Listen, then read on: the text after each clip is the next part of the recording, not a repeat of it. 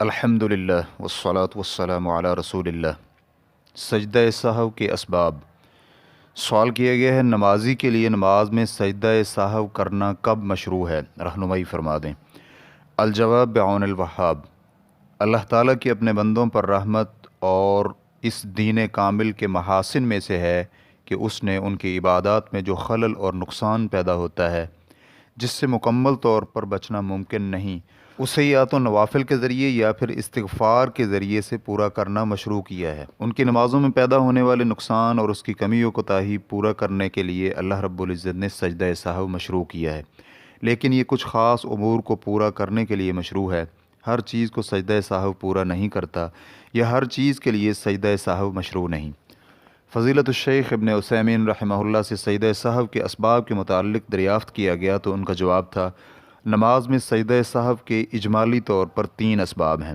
Number 1 زیادت، number 2 نقصان، number 3 شک۔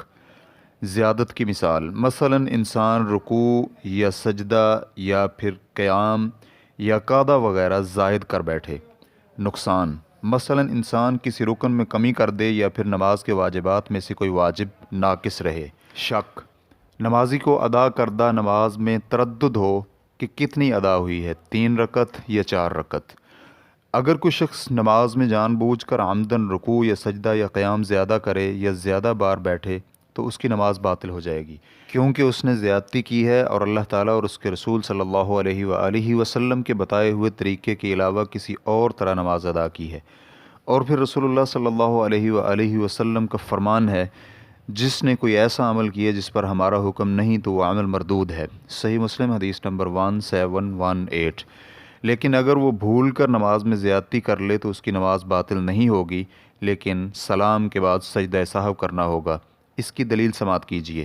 ابو ہریرہ رضی اللہ عنہ بیان کرتے ہیں کہ رسول اللہ صلی اللہ علیہ وآلہ وسلم نے ظہر یا عصر کی نماز میں ایک دن 2 رکعت کے بعد سلام پھیر دیا، اور جب نبی علیہ السلام کو اس کا بتلایا گیا تو آپ علیہ السلام نے باقی ماندہ نماز پڑھائی اور سلام پھیر کر 2 سجدے کیے۔ ریفرنس کے لیے دیکھیے صحیح بخاری حدیث نمبر 482، صحیح مسلم حدیث نمبر 573۔ اور ابن مسعود رضی اللہ عنہما بیان کرتے ہیں کہ ایک روز رسول اللہ صلی اللہ علیہ وآلہ وسلم نے انہیں ظہر کی نماز میں 5 رکعات پڑھا دیں۔ جب نماز سے فارغ ہوئے تو آپ سے عرض کیا گیا، کیا نماز زیادہ کر دی گئی ہے؟ تو نبی علیہ السلام نے دریافت کیا، کیا ہوا ہے؟ صحابہ نے عرض کیا، آپ نے 5 رکعات پڑھائی ہیں۔ چنانچہ رسول اللہ صلی اللہ علیہ وآلہ وسلم نے اپنے پاؤں اکٹھے کر کے قبلہ رخ ہو کر 2 سجدے کیے۔ صحیح بخاری حدیث نمبر 404، صحیح مسلم حدیث نمبر 572۔ اور نماز میں کمی اور نقصان کے متعلق یہ ہے کہ اگر انسان نماز کے رکن میں کمی کر دے تو یہ ان حالتوں سے خالی نہیں، یا تو دوسری رکعت میں اسی جگہ پہنچنے سے قبل اسے یاد آ جائے تو اس وقت اسے واپس پلٹ کر وہ رکن اور اس کے بعد کو مکمل کرنا لازم ہوگا، یا پھر دوسری رکعت میں اسی جگہ پہنچ کر اسے یاد آئے تو اس صورت میں اس کی دوسری رکعت اس رکن کے بدلے میں ہوگی جو اس نے ترک کیا تھا، چنانچہ وہ اس کے بدلے 1 رکعت اور ادا کرے گا۔ ان دونوں حالتوں میں سلام کے بعد سجدہ سہو کیا جائے گا۔ اس کی مثال سماعت کیجیے۔ ایک شخص پہلی رکعت میں ایک سجدہ کرنے کے بعد اٹھ کھڑا ہوا، نہ تو بیٹھا اور نہ ہی دوسرا سجدہ کیا، اور جب قرات کرنا شروع کی تو اسے یاد آیا کہ نہ تو وہ دونوں سجدوں کے مابین بیٹھا ہے اور نہ ہی اس نے دوسرا سجدہ کیا ہے، تو اس وقت وہ واپس پلٹ کر دونوں سجدوں کے مابین بیٹھے اور پھر سجدہ کر کے اپنی باقی ماندہ نماز مکمل کر لے اور سلام کے بعد سجدہ سہو کرے۔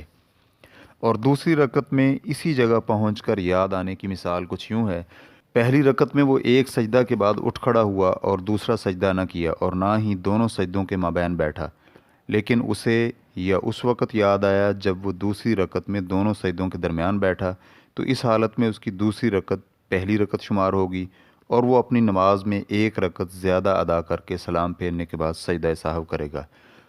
اور کسی واجب میں نقص ہونے کی صورت یہ ہے، چنانچہ اگر کسی واجب میں نقص رہ جائے اور اس کی جگہ سے اسے اگلی جگہ منتقل کر دے، اس کی مثال سماعت کیجیے۔ مثلا وہ سجدہ میں سبحان ربی الاعلیٰ بھول جائے اور سجدہ سے سر اٹھانے کے بعد یاد آئے تو اس نے بھول کر نماز کے واجبات میں سے ایک واجب ترک کر دیا، چنانچہ وہ اپنی نماز جاری رکھے گا اور سلام پھیرنے سے قبل سجدہ سہو کرے گا، کیونکہ جب نبی علیہ الصلاۃ والسلام نے پہلا تشہد ترک کیا تو اپنی نماز جاری رکھی تھی اور واپس نہیں بیٹھے، اور انہوں نے سلام پھیرنے سے قبل سجدہ سہو کیا تھا۔ اور شک زیادتی اور نقصان میں تردد کو کہتے ہیں۔ اس کی مثال یہ ہے، آیا اس نے 3 رکعت ادا کی یا 4؟ اس صورت کی 2 حالتیں بنتی ہیں، یا تو اس کے نزدیک زیادتی یا نقصان میں سے کوئی ایک طرف راجح ہوگی، تو جو طرف اسے راجح معلوم ہو اس پر نماز کی بنا کر کے نماز مکمل کر لے اور سلام پھیرنے کے بعد سجدہ سہو کرے، یا پھر اس کے نزدیک نقصان اور زیادتی میں سے کوئی بھی راجح نہیں تو اسے یقین پر عمل کرنا چاہیے جو کہ کم رکعات ہیں۔ اس پر وہ اپنی نماز مکمل کرتے ہوئے سلام سے قبل سجدہ سہو کرے گا۔ اس کی مثال یہ ہے کہ ایک شخص نے ظہر کی نماز ادا کی اور تیسری رکعت میں اسے شک ہوا کہ آیا وہ تیسری رکعت میں ہے یا چوتھی میں، اور اس کے نزدیک تیسری رکعت راجح ٹھہری، تو وہ 1 رکعت ادا کر کے سلام پھیر کر سجدہ سہو کرے گا۔ اور اگر دونوں چیزیں برابر ہوں تو اس کی مثال کچھ یوں ہے، ایک شخص ظہر کی نماز ادا کر رہا ہے اور اسے شک ہوا کہ یہ تیسری رکعت ہے یا چوتھی، اور اس کے نزدیک یہ راجح نہیں کہ یہ تیسری رکعت ہے یا چوتھی، تو وہ یقین پر بنا کرے، یعنی کم رکعات پر، اور اسے تیسری رکعت بناتے ہوئے چوتھی رکعت ادا کر کے سلام پھیرنے سے قبل سجدہ سہو کر لے۔ اس سے یہ معلوم ہوا کہ اگر کوئی واجب رہ جائے یا پھر رکعات کی تعداد میں شک ہو اور دونوں میں سے کچھ راجح نہ ہو تو سجدہ سہو سلام سے قبل کیا جائے گا، اور نماز میں کچھ زیادتی ہو گئی یا پھر شک کی صورت میں دونوں وجہوں میں سے ایک راجح ہو تو سجدہ سہو سلام کے بعد کیا جائے گا۔